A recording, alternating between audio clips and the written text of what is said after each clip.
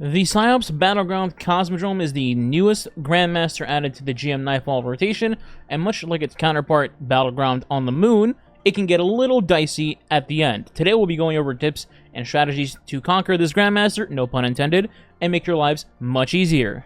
First, what should you be bringing? Character-wise, I found a composition of having 1 Warlock on Well of Radiance and 2 Hunters to be a smooth experience, although you could absolutely switch this up to 2 Warlocks and 1 Hunter and be just fine.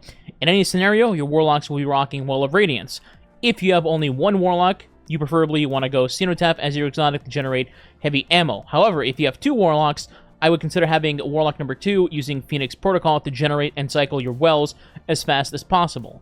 As for your Hunters, as I mentioned, I prefer having 2, one being on Celestial Nighthawk Golden Gun, and the other being a Night Stalker Hunter to utilize invisibility, as well as running Orpheus Rigs to spam tether as much as possible.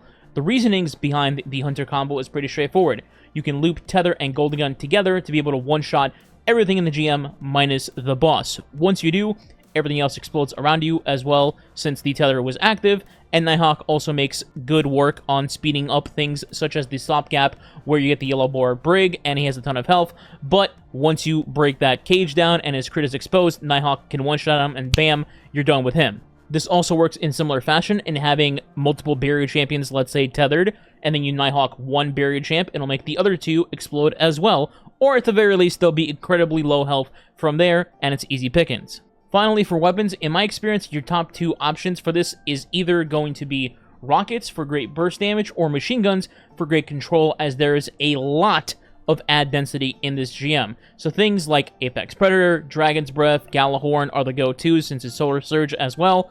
And as for machine guns, Fixed Odds is an absolute monster in this GM, especially with the comp setup and it being solar, and you have Incandescent Enhanced thanks to crafting, so I would recommend using that if you have one.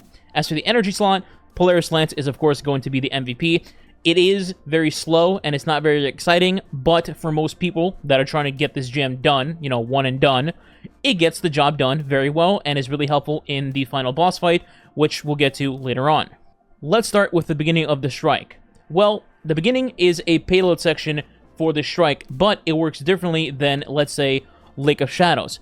In this payload, you can just continuously move it forward without actually having to stop, kill enemies, then move it again, then new enemies spawn. In this one, you can continuously move it, but the catch is that enemies will continuously keep respawning until you hit the first checkpoint, that being the Yellow Bar Brig. Now, for Night Stalkers, the reason I mentioned bringing one is, besides tether, there's one more key reason to be running one with you, and that is the utility of Invis on Demand for spots like this.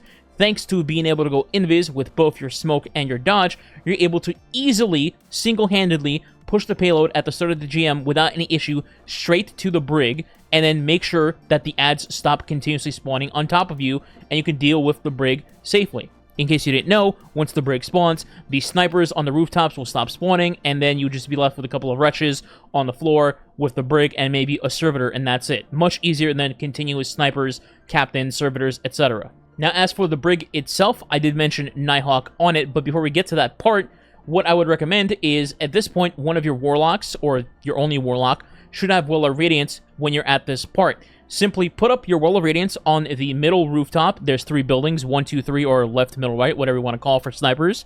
And then pop your well, start shooting the brig. Pretty simple. You're in a well, you can have a tether. Once you break the brig cage, then your Celestial Nighthawk pops their super, walks out of the well, shoots the dude in the chest, boom, he's dead, and you're done with this part. Now, after that, you're back to pushing the payload for a little bit longer, but it's much easier now. You'll get maybe 1 round of snipers on rooftops, and they might even be just straight up above you, and you can ignore them. Otherwise, you can anchor another tether down after you've already killed the brig, because there will be a lot of exploder shanks coming your way, but thanks to tether anchoring them down, they shouldn't be an issue. Push the payload forward a little bit more, and then you'll arrive at the hive part of the payload, which becomes pretty much just a tug of war. Now for the final portion of the payload, this is where you'll be bombarded with tons and tons of champions and trash mobs, plus 2 Shriekers in the air, and as a cherry on top, a Lucent Hive Wizard. The plan here is pretty simple. The only person that should push the cart should be your Invis Hunter. Meanwhile, whenever there is a giant wave of enemies, you should utilize your tether plus your Golden Gun combo as much as possible, while your Warlock supplies you with Well of Radiance to stay safe.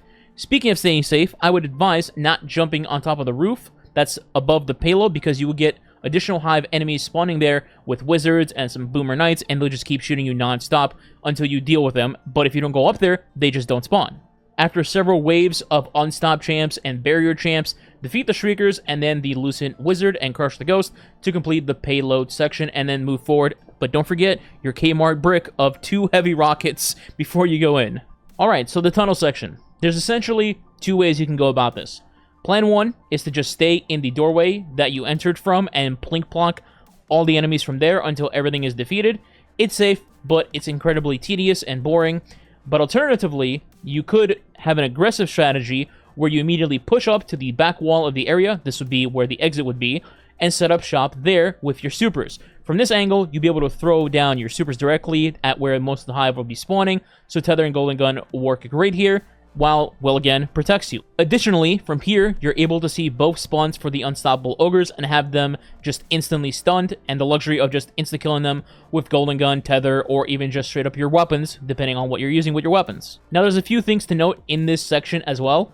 First, don't waste your supers until you see a big wave spawn. For example, there'll be one wave where it's literally just Thrall spawning in. That's it, just Thrall. So obviously, don't waste your supers on them. Second, after you progress about 2/3 of the room, so I believe after 2 ogre spawn rotations, 4 ogres total, there will be a few enemies that'll start spawning in on top of you if you're at the doorway strat. So just make sure you're aware of that. They're not a huge threat, but as long as you're cycling your supers properly, you should be totally fine. Once you've completed the tunnel section, it's time to move on to the final boss. But first, Sneak from the future here. If you're enjoying the video or maybe this guide helps you, please consider subscribing today. It does help the channel, is much appreciated, and it helps grow and beat that YouTube algorithm. Now let's get back to the guide. So now it's boss time, right? We push up on the boss and we what? No? That's wrong? Oh, right. This room is just a giant death trap. The boss is a grade A asshole, and he will one-shot you with his shields if given the chance, and that includes bouncing off of you and killing your fire team as well. To combat this, just stay back on the stairs and simply damage the boss until you hit the teleport threshold. His shields won't be actually far enough to reach you. Polaris also does good damage here. I wanted to note that with its ignitions. But if you bring a Golden Gun with Nighthawk, you can just knock off a good chunk of the boss itself and get to that teleport threshold much faster. And the best part is, you will get your super back when you start the actual boss fight, so you're not really wasting your super anyway. Finally, after being teleported, we can begin the actual boss fight. Now, I'm just going to cut through the BS and tell it like it is. This room will be a nightmare to deal with for most people, if you do it normally anyway, quote-unquote. As I mentioned, the boss can one-shot you with his shield attacks. Additionally, enemies surround you very easily, and on top of this, when you get rid of the boss, you're greeted with Savathun clones. So with that said, what's the best option? Well, it's basically the same thing as the Moon Battleground. You sit back on the plate that you spawned in on, and you fight the room over there like you're playing Trials of Osiris in D1. Let's break this down into phases. For phase 1, the initial start of the boss fight, you can use any pre-built supers that you have immediately, and then start the fight to get a fresh super back. So think including 2 wells, 2 tethers, etc. After you do, you should be able to just knock some damage off of the boss, maybe a third or so, and then immediately run back to that safety spot that I mentioned. From here, this is where Polaris Lance start taking over the show, basically. From this vantage point, you're able to knock down the boss's health a little bit at a time, with essentially unlimited ignitions, and nothing can really touch you. However, there is one instance to keep in mind here where the boss does go into his shield form, and if you're just standing upright and in the middle of the plate, he can fire the shields at you. That's not a guaranteed death sentence, though, because if you position yourself properly on the plate, depending where the boss is, you'd be completely fine. For example, if the boss is standing in the middle and he's about to throw his shields at you, you simply stand on the back half of the plate and crouch. The shields should be hitting the outer rim of your plate instead of you. If he's on the right side, you want to position yourself on the back left side of the plate, and again, then crouch. The same thing will happen. The shield will just bounce off the plate, and you should be fine. I don't think I've ever seen him go to the left side, but on the miracle chance that does happen to you, you just apply the same logic. You would crouch on the far right of the plate and dodge the shield. Once you've knocked off a third of his health, the boss will disappear and go immune. In his place, you'll be greeted with an annoying Savathun clone, a bunch of trash mobs, and an unstoppable ogre. I'd recommend trying to spawn kill the champion immediately before dealing with Savathun. Again, Celestial Nighthawk is really helpful, just one-shots it, bang, out of the way. Once you do, the fight becomes a game of dodging. From the very same safety pillar, that's weird to say, you can keep dodging Savathun's attacks by just jumping non-stop. In the meantime, your Invis Hunter can be a clutch MVP here and continuously make themselves invisible, go get a lance, come back, and shoot Savathûn with it, and then rinse repeat until Savathûn is defeated. I wouldn't really recommend having multiple people running for lances, as that can potentially get you killed. Instead, while the Invis Hunter does their thing, the other two can try to provide cover fire for them from the Acolytes and Wizards. After Savathûn number 1 is defeated, the fight repeats just like before. The Jabroni will return, we need to knock down another third of his health bar, and the same plan happens as before. Once you've done that, it's now going to be Savathûn phase number 2, and this time you get the double Mommy Milker special along with the Unstoppable Ogre. Again, take out the Ogre as soon as possible, then deal with the Savathûns. The plan for this one doesn't deviate much.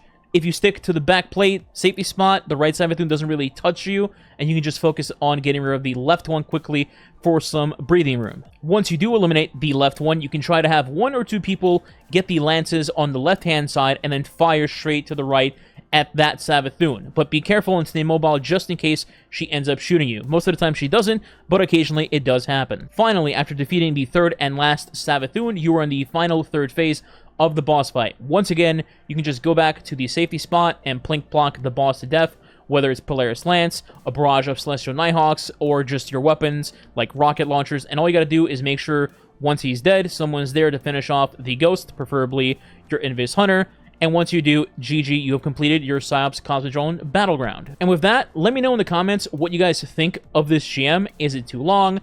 Is the boss a little ridiculous with the shield throws?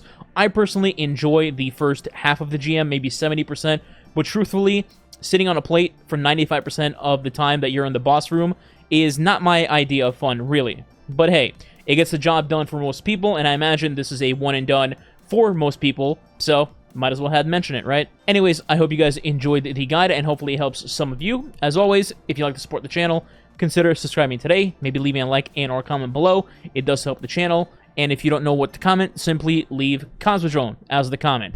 Thanks for watching, I'll catch you next time.